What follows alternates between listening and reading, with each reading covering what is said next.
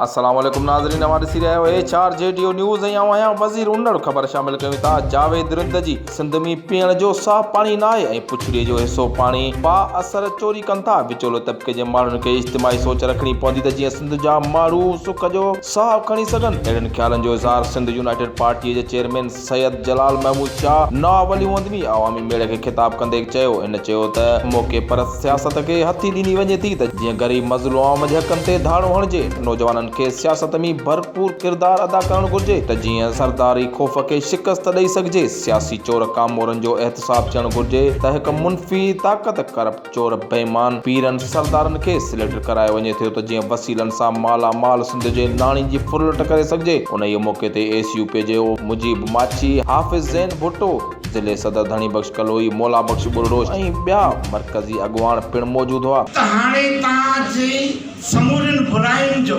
समूरियुनि बीमारियुनि जे निजात जो रस्तो इहो आहे त तव्हां बेईमानीअ जे रस्ते तां बेईमान हुक्मराननि मां निजात हासिल कयो। हिकिड़ा माण्हू इनफिरादी सोचूं रखनि था त मुंहिंजो छा आहे, मुंहिंजी भलाई छा में आहे, मुंहिंजी आहे।